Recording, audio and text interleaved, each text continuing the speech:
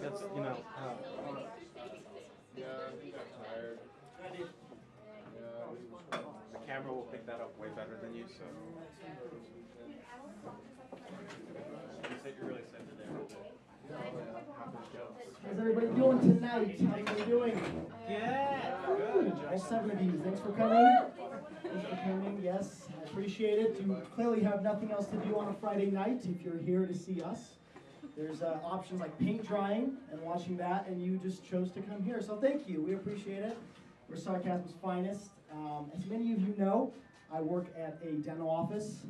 The thing is, most people don't know what I do at that office. That's the thing, is that when I explain it to them, they're just stunned, because I work like 30 to 40 hours a week, and so they ask me, like new people I meet, they ask me, where are you for those 6 or 7 hours out of the day?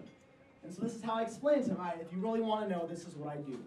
So I start the day out, okay, let's say a doctor, he takes an impression of your mouth. That impression is put into a mold. That mold goes into a 3D scanner. That 3D scanner is put into 3D modeling software. That modeling software goes into another computer that codes it, puts it into a milling machine. Milling machine cuts it out, and then it's stained, sintered, and then it's ready to be put in your mouth. Is that so hard? Is that so difficult to understand? And the thing is, like, I know when people are lying because this is their answer when I tell them that. They're like, oh, okay, yeah, I got it. I understand. Which means they don't understand at all. They're just like they're trying to fake that they do. But there's one guy I ran into last week. He knew what I was talking about. I'm like, yeah, I design teeth. And he got teeth. I was puzzled. He's like, wait, like on a 3D modeling software? I'm like, wow, this guy knows what he's talking about. And he's like, well, why are you going to school then? I'm like, well, why are you serving me coffee if you know what that is? Yeah, so I gave him a tip, advice. I don't actually give money tips. I give advice. That's what I do. I'm kind of a poor tipper. And yeah, work. Sometimes my responsibility is to answer the phone calls. I answer calls every so often. And keep in mind, George, my brother, he's the head honcho. I'm like the pawn. I'm like the first one to step up. If you guys don't play chess, pawn goes first, gets killed first. That's who I am. And so sometimes I answer the phone call and I'm like, Oral Design, this is Arman. How can I help you? And they're like, is this George? George, I got a problem. And they just keep talking. Even though I blatantly said, this is Arman. How can I help you? George, I got a problem. My mouth's bleeding. I think I'm dying. What do you recommend, man? What do you got for me? So I put him on hold. I'm like, thank God I'm not George, because I don't know how to answer that question. And some people get really suspicious on the phone, too. Like, I call them to schedule an appointment, and I'm like, hi, is this Kim? Like, well, it depends. Who's this? Huh? Oh, now I'm going to be asking the questions around here. It's like, Kim, you live in West Valley, you got a FICO credit score of 530. I'm not trying to steal your identity here. All right, let's put down this barrier, let's communicate, let's get things done.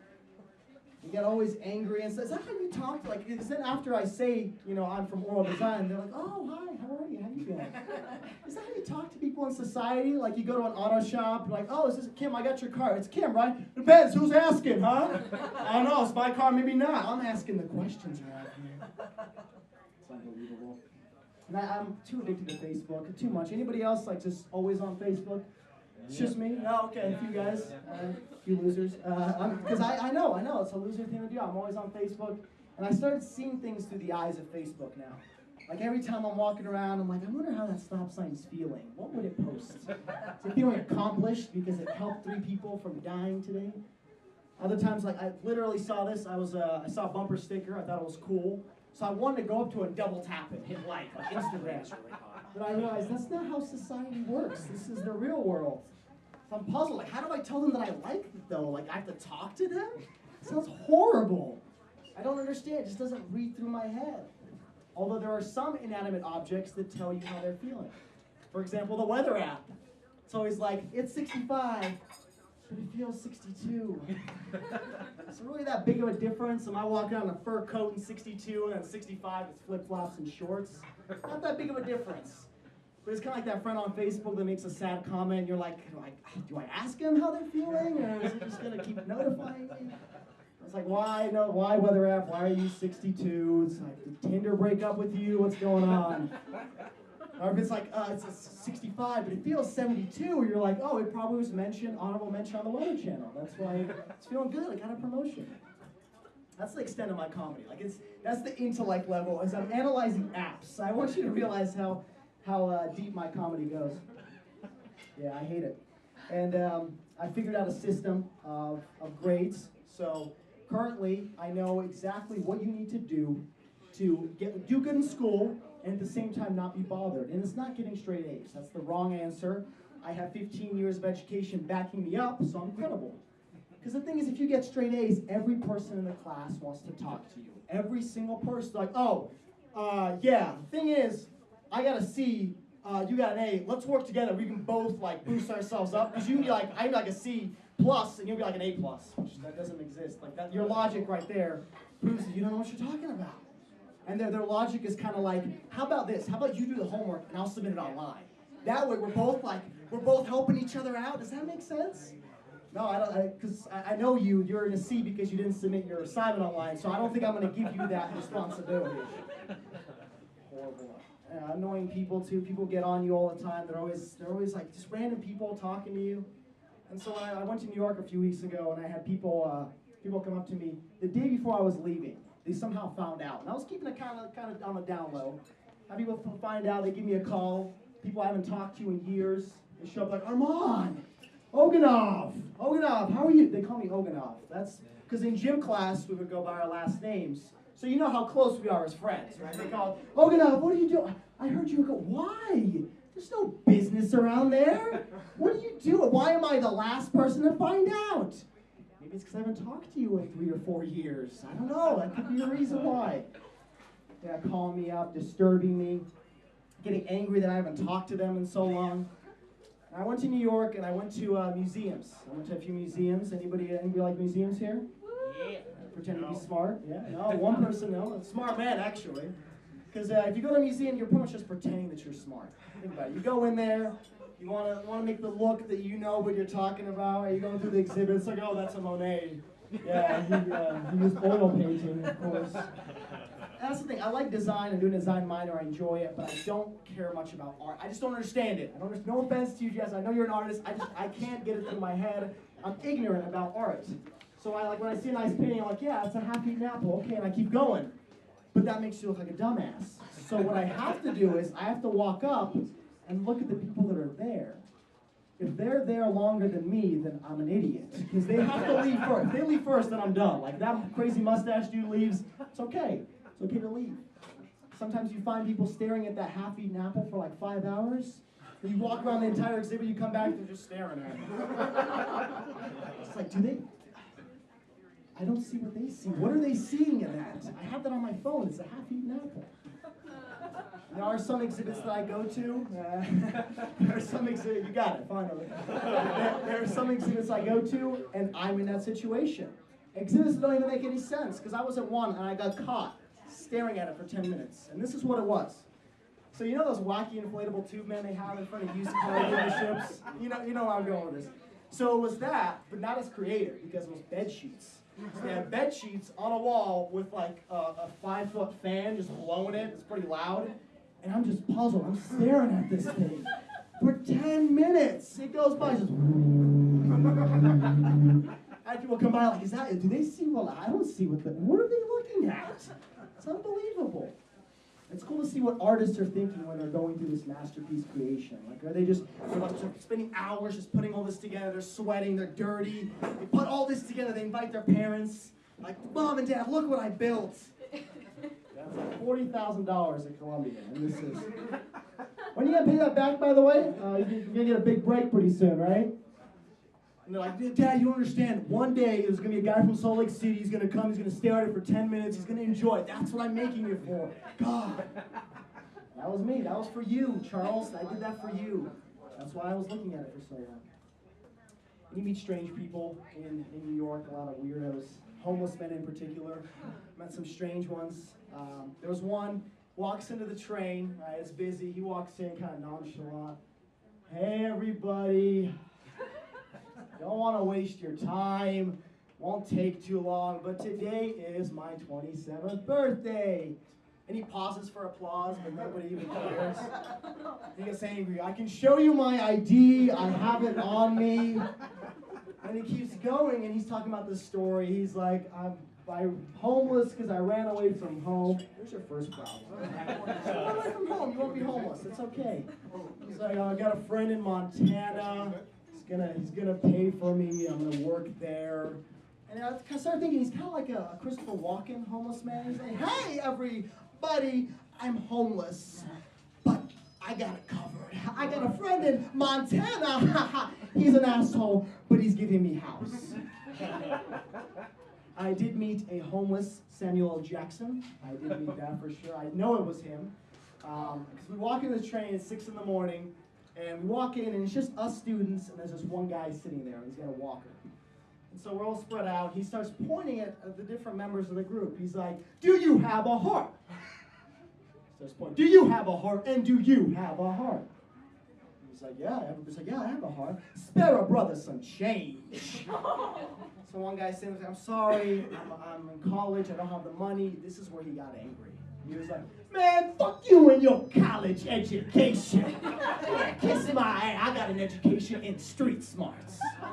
Street smarts. I killed, and he keeps going, I kill people. I killed 50,000 people. Yeah. And then these hands haven't seen things. He's got a walker, so I really don't see how dangerous he is. Like by the time he gets up to attack somebody. And then the train stops, doors open, he takes this glass jar, just shatters it out the door, and closes, he keeps going. And then so a few guys give him some money to just shut him up. The train stops again, and this is what he announces. He announces the next people coming up. He's like, step up! Watch the closing doors, please. Next stop, Boogie Down, Bronx. It wasn't Boogie Down Bronx, it was Boogie Down Brooklyn, but I wasn't going to be the man to tell him otherwise. So then we're finally about to leave, and he starts thanking the people who gave him money. He's like, thank you. Thank you. And that one guy that refused to pay, fuck you, kiss my ass. Next stop, Boogie Down Bronx, my way. And on an unrelated note, I'm Armenian, if you haven't noticed the long nose and the hairy face. So Armenian birthday parties are a little different than white people birthday parties. They're totally different, actually. So with white people, you stand up, you say a toast, hey, here's to you, happy birthday, I hope you enjoyed it. You sit down, you take a sip of your wine or whatever it is. Armenian birthdays, it's a keynote presentation with PowerPoint, with Excel spreadsheets, charts, graphs. When somebody stands up, you know they're going to take 20 minutes out of your life you're never going to get back. That's what it is. So it's rude to eat while somebody's speaking. So when you hear the ding on the glass, it's chaos. People shoving food down their mouth, you got to finish the conversation, make a quick restroom break, because you know you might miss it. You might miss it. It's rude, it's rude. So the story starts, this presentation, I should say, starts with a congratulations, happy birthday, transitions into a metaphor about how we're all the spikes on a hair comb. Don't ask. It continues on to how we're all united by a Gregorian chant because somebody's last name is Gregorian and they pull it out of their ass. And then it ends with about half the people crying for some reason. And the thing is, you ask, like, why is Scott over there crying? It's life, man. It's life. He was born here, though. I don't see. He mooches off welfare. There's no life. He doesn't have a job. I should be the one crying in that case. And then I always meet, and my cousins are always like, there's this one new guy every so often. Some guy shows up I've never met before, right? So I'm like asking my cousins, who is that over there? They're like, oh, you don't know Rick? You don't know Rick. He has done so much for our family. You have to meet him. You haven't met him already? If Rick is so important, why haven't I seen him for the past 20 years, huh? Hey, Rick, you piece of shit, where have you been, huh? I got tuition to pay. Where is that? Where's Rick to help me out? I contributed a lot to my family, yeah. Rick's a mooch is what he is. And nicknames for people, Armenians give nicknames to everybody. They love doing that. So when somebody stands up to give a toast, you know what that nickname is. And these are true, these are real nicknames. I'm about to tell you, you might meet these people and you'll be like, I know who this is. One of them is One-Armed Albert, that's his name. There's no originality to it. It's not original, it's just the guy has one arm. His name is Albert, and they say he plays the violin. I don't know how he does it, I'm not gonna ask. One-Armed Albert. Another one's just kind of racist. His name is Black Vulva, that's his name.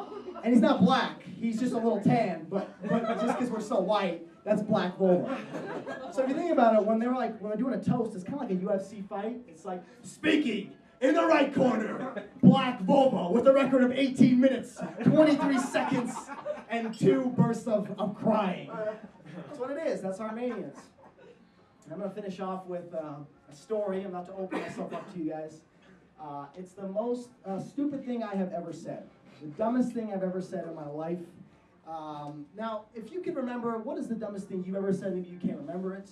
If you can, maybe it's when you were a child, right? You say stupid things like, oh, that was dumb for me to say. This happened to me 3 days ago. So I'm no child in size. So this is what happened. So I was at the gym. I was talking to this professor that was there. He's a professor at the University of Utah, finance professor. I'm like, I'm going to talk to him, be nice. I'm going to find out some information. Maybe he'll help me in the field. So I'm talking to him, and the conversation finishes, and I introduce myself, okay? Because I feel like he doesn't know me. I've talked to him before. I'm like, oh, by the way, my name is Arman. And he follows up with, oh, yeah, I remember your name. It's like the vampire. I don't know what vampire is named Arman. I wasn't going to question him. And as soon as I started thinking, like, I'm going to ask him what vampire that's named Arman, he follows it up with, by the way, you look like Antonio Banderas, just younger. So I was like, oh, okay, cool, sweet. I completely forgot about the vampire thing. Or so I thought. A few minutes later, I'm at the weights, and there's this girl next to me, and I know I've talked to her a few times before. Not attracted, just friends. It's a respect kind of sign. So I'm like, I'll spark a conversation. Now, last time I talked to her was about 1.5 years ago. So keep in mind, she doesn't know me that well, et cetera, et cetera. So we start talking, things go with school, et cetera, work. And then it ends with, I'm like, I'm going to be nice. I'm going to say my name again in case she forgot. So I'm like, hi, again, it's Lexi, right? My name is Arman, like the vampire. Do you ever have like something where you say something so stupid, you realize you're saying it? Like you stop mid-sentence, you're like, why am I continuing this? I'm a vampire. And the thing is, like, you can't get out of that situation. At that point, you just pack your bags, take the next rock out of this planet, because people remember you for those little moments. Like, you've met people, like, first impression, that's a theater guy. He talks about weird stuff. That's who he is. The guy who's always talking about musicals, that's a musical guy. I'm known as the vampire guy. So I don't even know I know Dracula and that one dude from Twilight. I don't even know his name. I'm not a big sci-fi dude, but I'm the vampire dude. And the worst part about it is I continued as I was walking away. In case you want to know, it's a vampire. I think it's from a book or something. Again, like, my name's Armand, but it's in case you want to know. It's like the vampire thing. So, I mean, if you really want to know, if you want to remember my name, just remember the vampire. Thanks. You guys have been awesome. That's all my time. Next up is Kevin and Jasmine. All right. You all remember me? My name's Armand. I'm the vampire.